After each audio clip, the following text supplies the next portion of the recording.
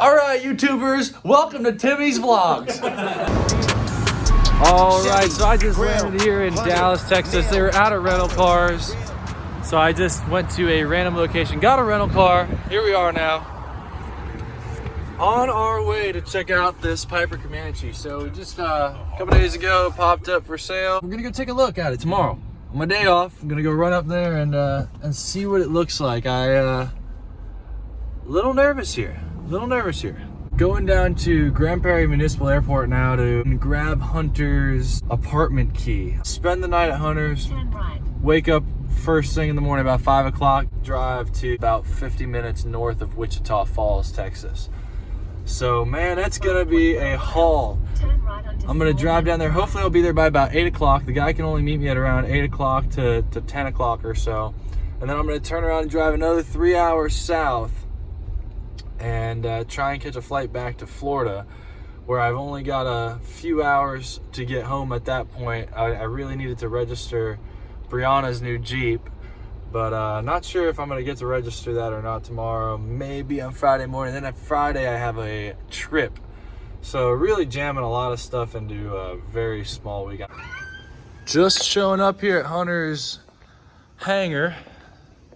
Him and a buddy took his plane, his Comanche, up to Kansas to go hunting. I gotta grab his apartment key. All right, got the key. I am going to his apartment for the night.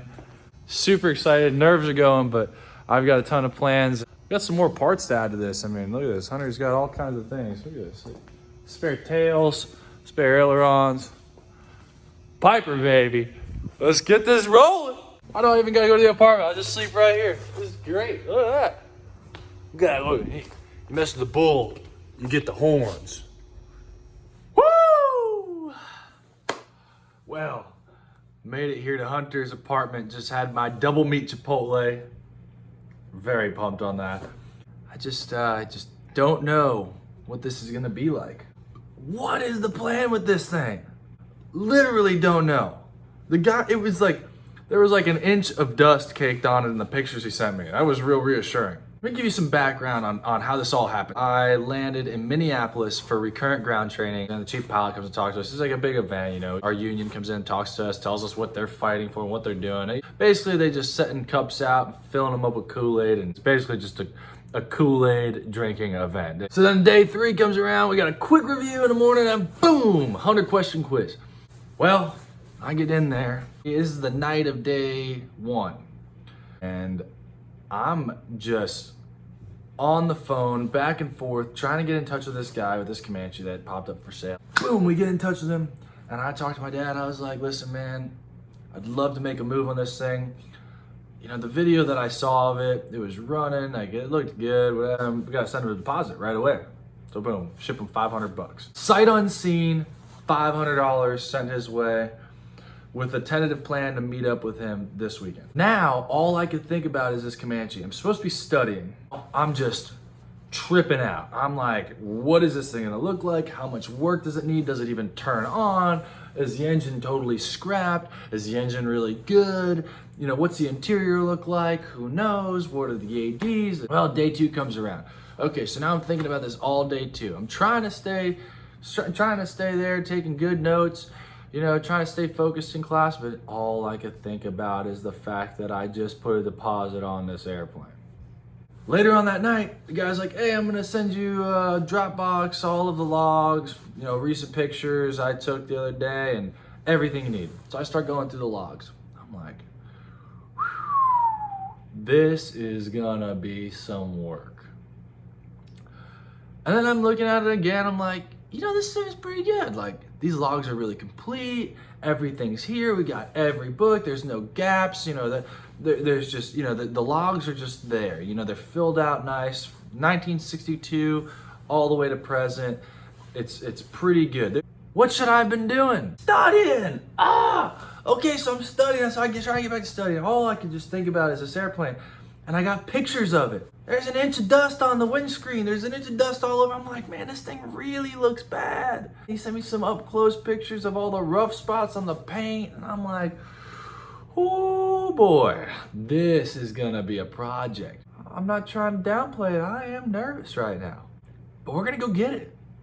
I'm gonna bring the guy the money tomorrow. I don't know how we're gonna do it. I don't know. This is in the middle of nowhere. Texas is so big.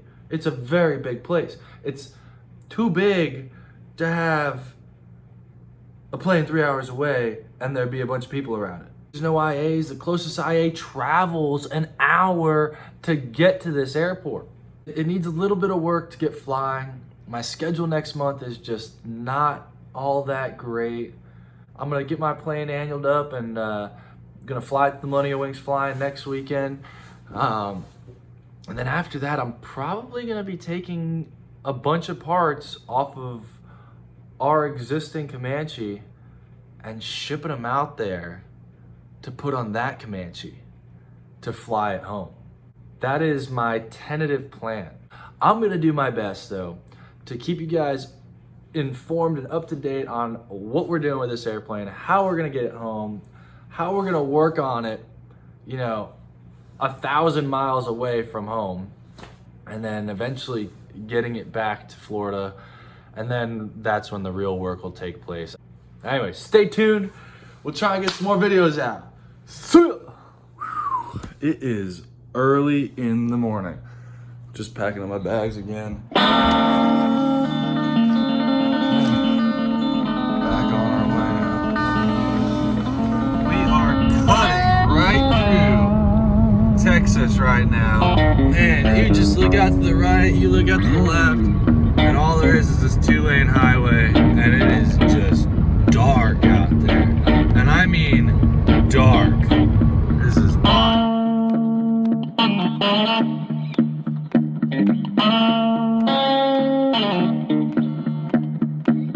Passing through Wichita Falls, Texas. The trip continues on. Woohoo! Just cruising, man. Cruising.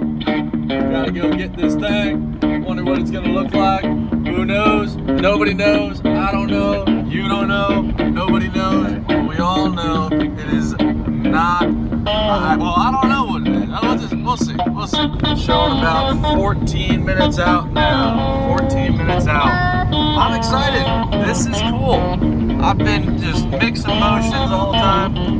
Nice 3-hour long drive to kind of let you think about what's about to happen. Here we are, en route. Hangers on the north side, facing the runway is what I heard. Here we go, pulling up at the hangar for the first look. Let's see what it looks like. First look. Oh boy.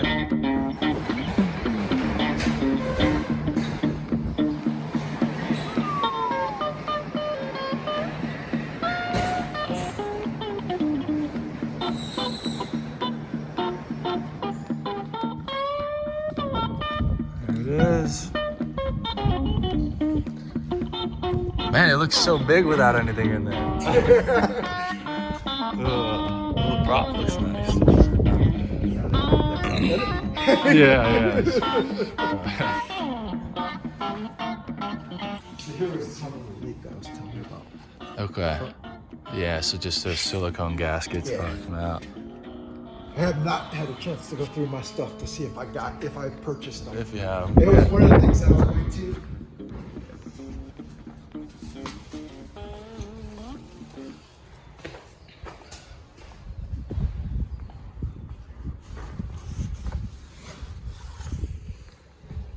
And you said this has the new battery cables already run through here? Yeah, see the white cable? Okay, yeah. It's got the SkyTech Cool. high-speed starter. Okay, cool. And the coffee grinder's gone. Oh, nice.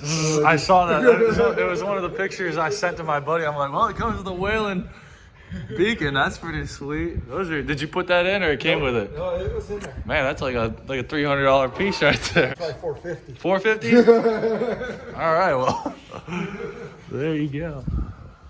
Oh, the tail feels doesn't feel loose. No, it's tight. That's good. That's one of the things that you gotta watch for on these. Sometimes you gotta rebuild. Because those are very expensive. Yeah, my buddy just did it on his Comanche.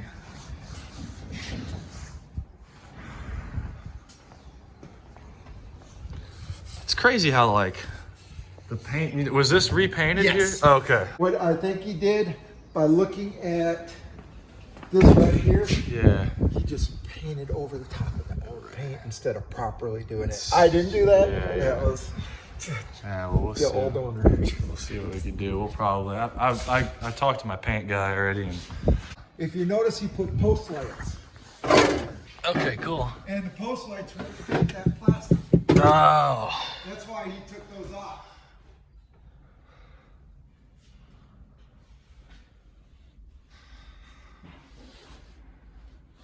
And now you can actually see the headliner in there.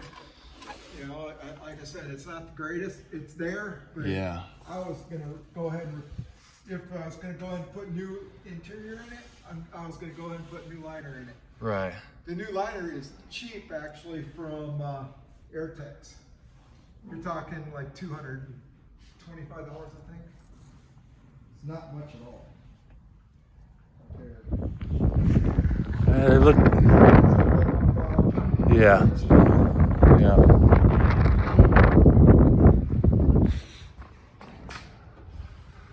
You could let it down, I guess. Nice and easy.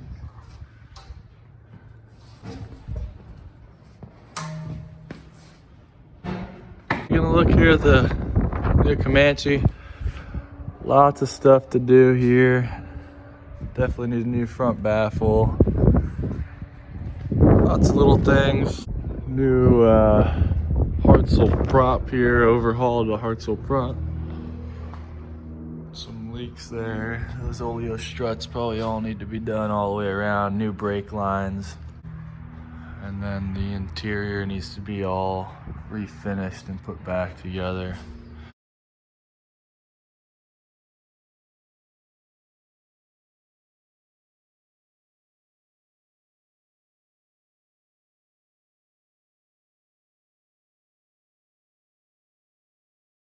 No real surprises. I mean, it is gonna require a lot of work.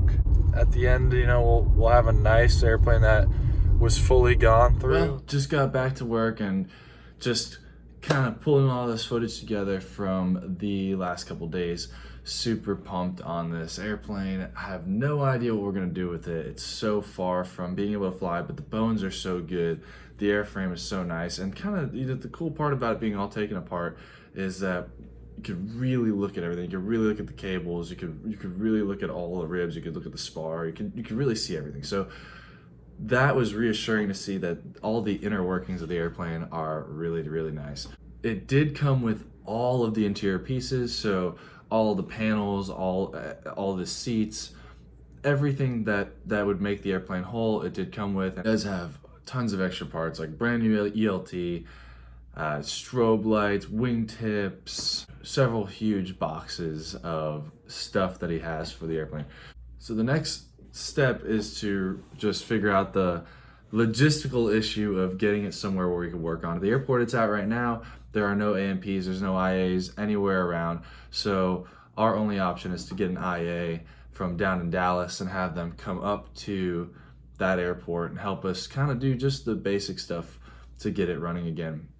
Do some test flights around the area, put some hours on it just over the field, and once we're comfortable with it, do an oil change, check it out, and fly it back to Dallas and continue working on it until it's sound to make the trip back to Florida. That's our best option for getting it out of where it's at.